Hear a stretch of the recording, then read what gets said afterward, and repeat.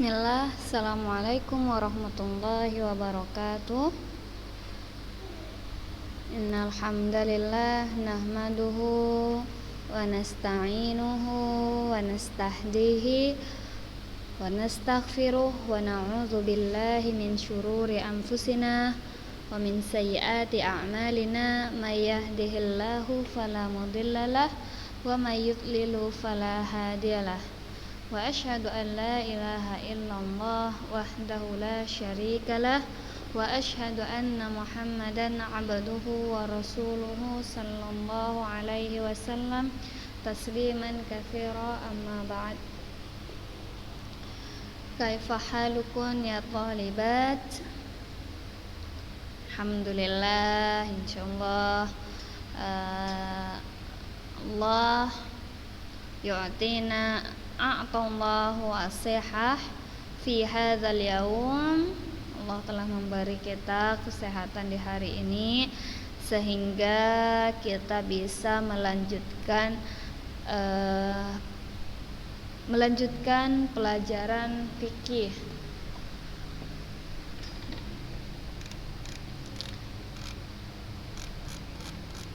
Nah, jadi kemarin kita udah bahas sampai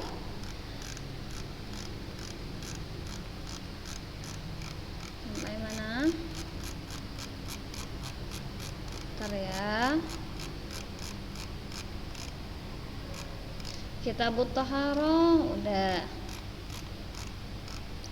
Kemudian bab bejana udah juga, bab istinja udah juga, kemudian bab siwak dan sunah-sunah wudu alhamdulillah udah.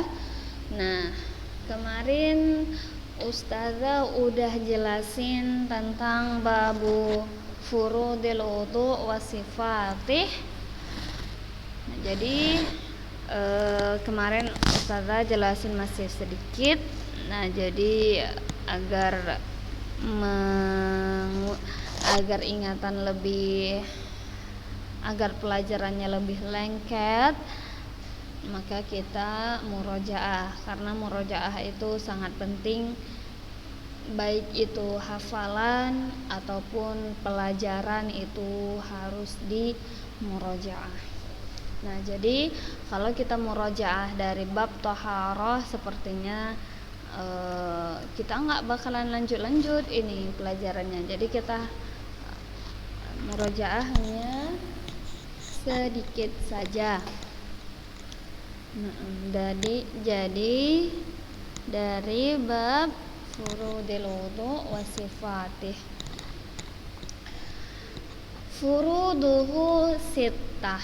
Nah, jadi bab furudil wudu, bab wajib-wajib wudu dan sifatnya dan sifat wudu, bab yang wajib-wajib berwudu dan sifat-sifatnya. Nah, jadi yang wajib-wajib ketika berwudu itu ada sittah. Wahid, ghuslul wajhi wal famu wal anfu minhu. Jadi membersihkan wajah, nah, hidung, mulut, al famu maknahu mulut, al anfu hidung. Jadi mulut dan hidung itu minhu adalah anggota dari wajah, termasuk anggota dari wajah, termasuk wajah dia, ya. Wa ghuslul yadain. Nah, dan menyuci kedua tangan. Wa mashur ra'si wa minhal udhunan, dan membasuh kepala. Wa minhul udhunan. Nah, jadi dua telinga itu termasuk dari kepala. Nah, jadi ketika kita membasuh kepala, maka dibasuh juga kedua telinga. wa ghuslur rijlain, dan membasuh kedua kaki, wat tartib, dan berurutan mulai dari wajah yang pertama tadi, kemudian tangan, kemudian kepala, kemudian kedua kaki. Itu harus berurutan, karena kalau yang wajib-wajib ini tinggal, maka wudhu tersebut batal. Tangan dulu baru muka, enggak boleh. Kaki dulu baru muka, enggak boleh juga. Kepala dulu baru tangan, enggak boleh. Dia harus berurutan, tertib, harus tertib dari wajah, kedua tangan, kepala termasuk dua telinga ya. Kemudian membasuh kaki dan tertib. Nah, satu lagi ada istilah yang namanya mualah. Apa itu mualah?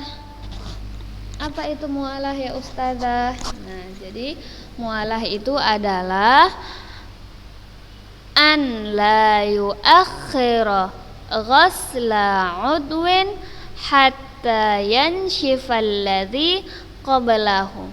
Tidak mengakhirkan, tidak memperlambat menyuci anggota hingga kering yang basah sebelumnya. Nah, jadi tidak memperlambat atau mengakhirkan atau tidak menunda menyuci anggota wudhu tadi yang 4, wajah, tangan, kepala, kemudian kaki. Tidak menunda yang 4 tersebut sampai kering yang sebelumnya, sampai kering yang sudah basah yang sebelumnya. Contohnya gini, mualah itu. Mualah itu tidak menunda, ini tidak menunda. Kalau yang menunda itu gimana? Contoh, kita menyuci muka, kemudian duduk dulu. Udah niat ya, udah mengamalkan sunnah wudu juga ya, seperti istinsyak, madmadah. Nah, kemudian kita membasuh muka, kemudian kita duduk. Nah, itu tidak boleh.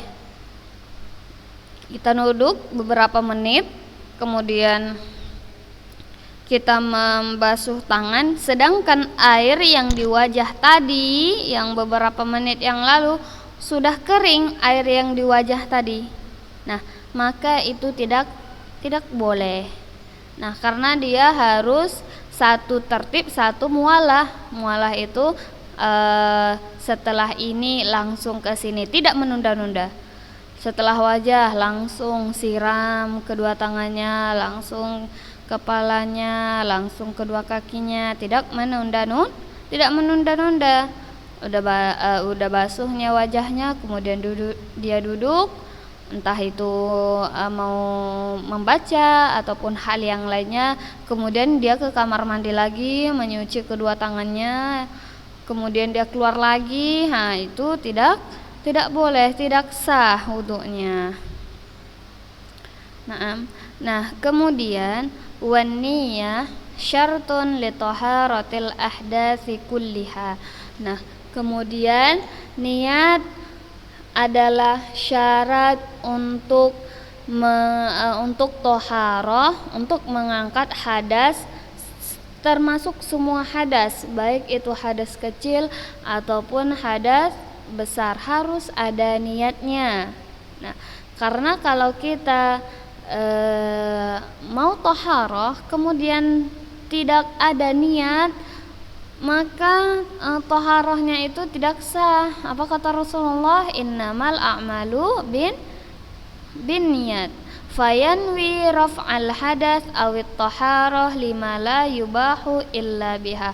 Maka hendaklah ketika kita bertaharah berniat untuk mengangkat hadas ataupun orang yang mengangkat hadas ataupun membersihkan hadas itu disebut taharah ya kan. Nah, jadi berniat mengangkat hadas ataupun disebut dengan taharah lima la yubahu illa biha. Karena apa? Karena tidak sah sesuatu kecuali dengan taharah tersebut. Contohnya sholat. Kalau kita sholat, kita harus wudu. Syarat untuk sholat itu adalah salah satunya wudu ya, salah satunya wudu. Nah, wudu itu termasuk taharah untuk mengangkat hadas. Nah, jadi tatkala kita bertaharah tanpa niat, maka tidak sah sholat tersebut karena taharah tadi kita tidak memasang niat. Ingat ya Kak, niat itu di dalam hati. Nah, jadi kalau ada seandainya orang enggak niat, dia tidak ada niat ketika mau taharah, tapi dia sholatnya ada niat. Nah, itu tetap tidak sah karena taharahnya aja tidak sah. Dan salah satu sahnya sholat itu adalah taharah. Nah, fa inna wa ma tusannu lahu at-taharah ka qiraah au tajdidan masnunan nasiyan hadatsahu irtafa'a. Nah, jadi maka apabila niat apa-apa yang disunahkan untuk taharah, jadi niat untuk sesuatu, niat bertaharah untuk sesuatu yang sunnah. Gimana?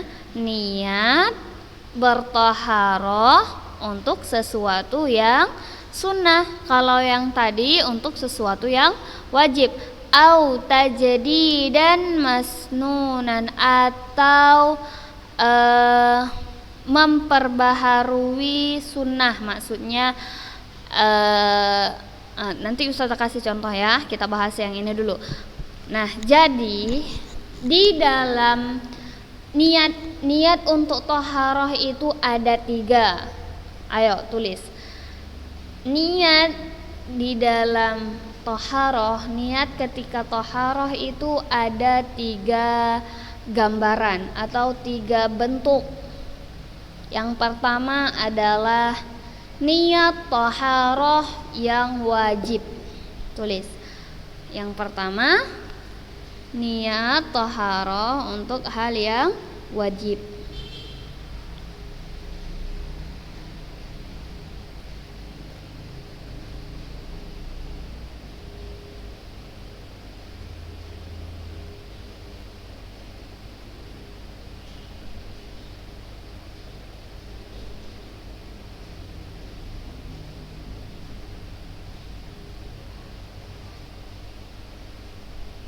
Nah, yang kedua adalah taharah yang disunahkan. Yang pertama tadi adalah taharah yang wajib. Yang kedua taharah yang disunahkan.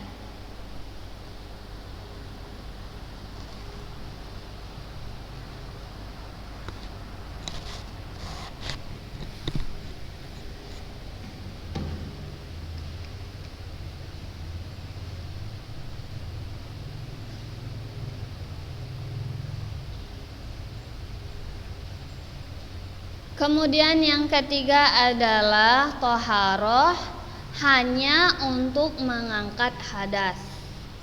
Nah, kita ulangi pengertian hadas ya.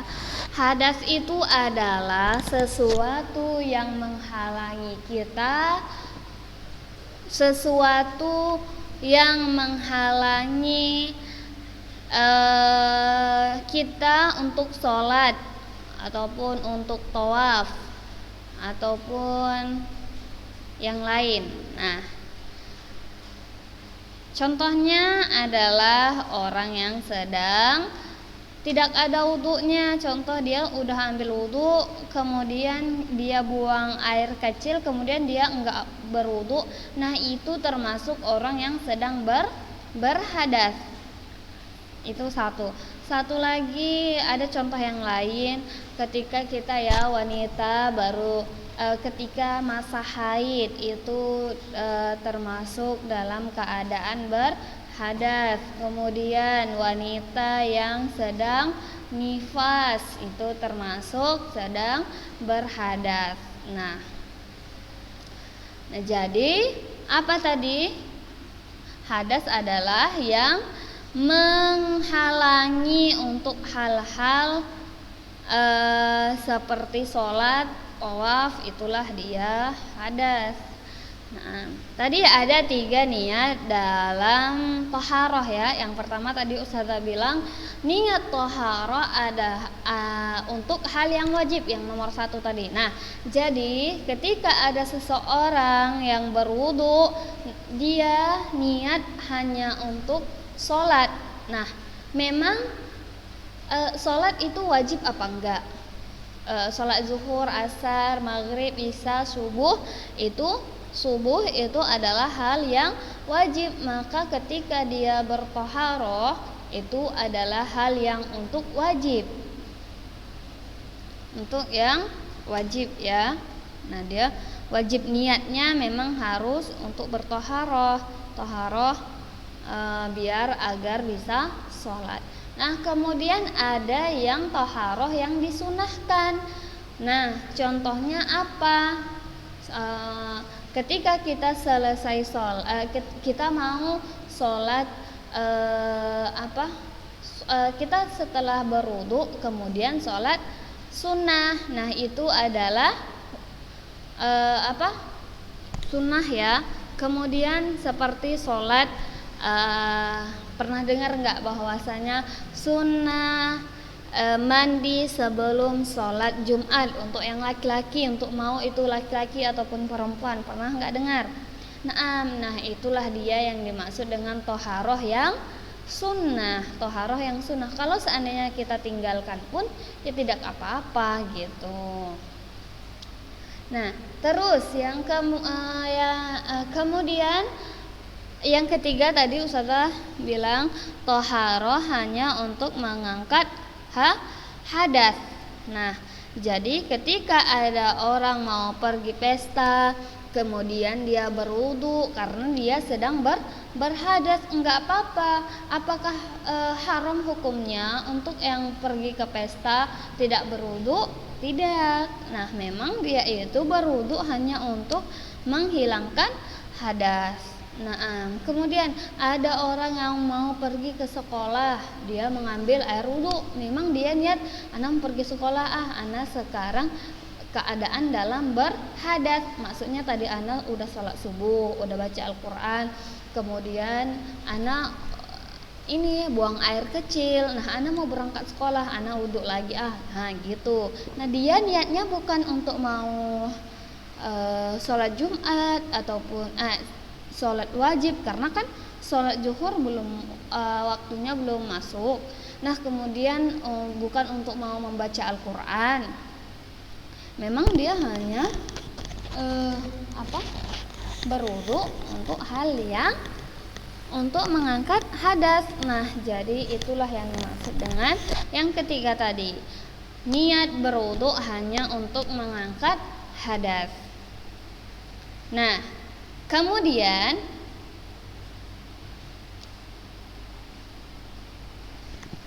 wa inna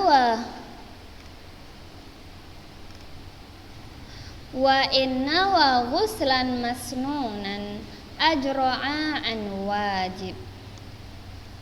Nah, kemudian ada contoh lagi, ada masalah untuk yang ini, apabila seseorang niat mandi untuk sunnah, maka cukup baginya juga dari hal yang wajib. Contohnya, kita ini udah akhir-akhir masa haid. Nah, kemudian kita ketepatan di hari Jumat. Nah, kemudian kita mandi untuk sunnah Jumat, kita toharoh. Nah, itu sudah cukup untuk hal yang wajib, nggak usah 2 kali mandi. Ana mandi untuk toharoh untuk hari Jumat, mandi dia. Kemudian untuk yang sholat, untuk mengangkat, untuk suci dari masa haid, mandi dia lagi. Nah, tidak usah begitu, cukup sekali. Wakadha aksuhu, dan begitu juga kebalikannya. Nah, jadi ketika kita mandi wajib, nah ternyata di situ juga kita memang kita mandi wajib di kita mandi wajib, kemudian setelah mandi wajib kita mau membaca Al-Quran. Nah, mandi sunnah juga masuk ke dalam mandi wajib itu gitu. Jadi tidak usah 2 kali. Ana mau mandi wajib dulu, kemudian mandi untuk sunnah sholat Jumat lagi. Nah, tidak usah, cukup sekali. Wa in ijtama'at ahdatsun tujibu udu'an aw ghuslan fanawa bi taharati ahadaha irtafa'a sa'iroha. Nah, jadi inilah dia, apabila berkumpul hadas-hadas tadi, contohnya dia hadas dalam keadaan haid, kemudian dia itu dalam keadaan tidak berwudu, maka wajib dia wudu ataupun mandi dengan niat toharoh salah satu dari keduanya, maka sudah tertutupi dari salah satu tersebut. Ya, jadi tidak usah dua kali, cukup sekali saja. Paham?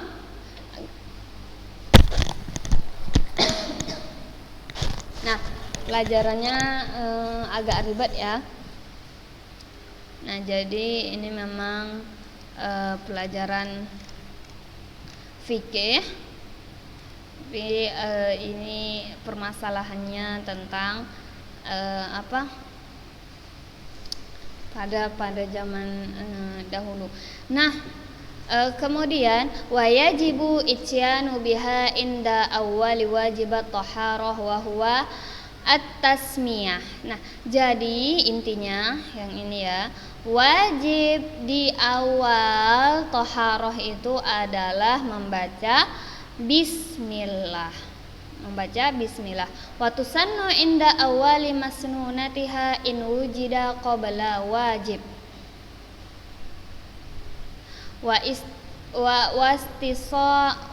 Wastisahabu dzikriha fi jami'iha wa yajibu istishabu hukmiha. Nah, jadi yang pertama tadi apa? Wajib membaca bismillah, dan sunnah ketika di awal-awal yang sunnah-sunnah apabila sebelumnya terdapat yang wajib. Contohnya ada orang menyuci muka, bacanya bismillah lagi, tangannya bismillah, kepalanya bismillah lagi, kakinya bismillah, gitu. Itu nggak apa-apa juga, tapi tetap ya hukum wajib membaca di awal bismillah itu adalah wajib.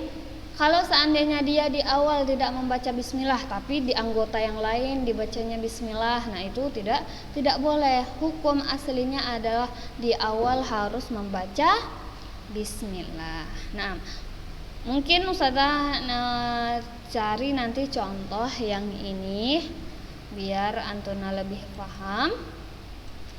Insyaallah di pertemuan yang akan datang Ustazah jelaskan lagi tentang masalah bacaan bismillah ketika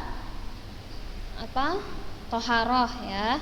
Nah, jadi 5 menit sebelum berakhirnya waktu. Nah, Ustazah mau berbagi-bagi nasihat ataupun ilmu ya. Nah, jadi Ustazah harapkan menerapkan apa yang telah diajarkan oleh ustazah-ustazah di Ulun Nuha ini. Contohnya ustazah udah bilang bahwasanya wudu itu tidak boleh lompat-lompat. Wajah baru kepala, baru tangan, baru kaki, nggak boleh. Ataupun wajah, kaki, tangan, kepala, nggak boleh. Maka terapkan, aplikasikan di keseharian antuna. Nah, ustazah juga udah mengajari antuna bahwasanya ketika masuk WC kita harus membaca doa. Kemudian keluar dari kamar mandi juga membaca doa. Nah, kita harus saling mengingatkan. Bukan berarti ustazah juga udah solehah kali, enggak. Nah, jadi kita saling mengingatkan. Nah, jadi kita sama-sama aplikasikan apa yang udah kita pelajari. Semoga mungkin karena keistiqomahan kita dalam mengamalkan sesuatu itu adalah alasan untuk kita masuk ke surga. Wallahu a'lam. Nah, amal kecil walaupun amal yang istiqomah walaupun itu kecil itu lebih baik daripada amalan yang besar tapi jarang-jarang. Nah, contoh kayak mana? Nah, ustazah, mana lebih baik? Tahajud apa duha? Pasti bagus ya dua-duanya, tapi diafdolkan itu tahajud. Bukan membedakan, tapi memang tahajud itu Masya Allah, nah gitu pahalanya. Nah, tapi ada orang yang sholat duha, dia itu setiap hari sholat duha, nggak pernah ketinggalan. Ada orang yang sholat tahajud 1 bulan sekali, ataupun 1 bulan 2 kali, ataupun 3 bulan 2 kali cuman. Nah, mana yang lebih baik? Lebih baik yang istiqomah. Nah, jadi antuna juga istiqomah ya, menjalankan apa yang udah dipelajari di pelajaran fikih ini. Bukan hanya pelajaran fikih, akidah juga, apalagi akhlak itu sangat penting ya. Nah, mungkin sampai di sini hari ini. Ustazah mohon maaf lebih dan kurangnya karena kita masih sama-sama penuntut ilmu. Barakallahu fikun.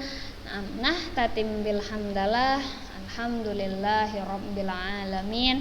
Nanti jangan lupa ya dicatat. Nah, ustazah harap sekali antuna setiap mata pelajaran itu, baik itu akhlak, fikih, muhadasah, matematika, bahasa Indonesia, bahasa Inggris dan lain-lainnya, ustazah harap catat. Walaupun kalian nanti insyaallah ya kita bagi buku, walaupun nanti antuna udah dapat buku, tetap catat poin-poin yang terpenting itu harus dicatat, karena ilmu itu gimana agar dia itu lengket dicatat. Dicatat. Kalau ustazahnya suruh catatan dikumpul baru dikumpul. Kalau seandainya ustazahnya bilang cuma catat aja tanpa mengatakan kumpul, maka tidak usah dikumpul. Dan tugas, jangan malas mengerjakan tugas kalau ustazahnya ada ngasih tugas. Naqra kafaratul majlis. Subhanakallahumma wa bihamdika asyhadu an la ilaha illa anta astaghfiruka wa atubu ilaik. Semoga berkah ilmu yang kita dapat hari ini walaupun sangat sedikit. Syukran ala ihtimamikunna jami'an. Assalamualaikum warahmatullahi wabarakatuh.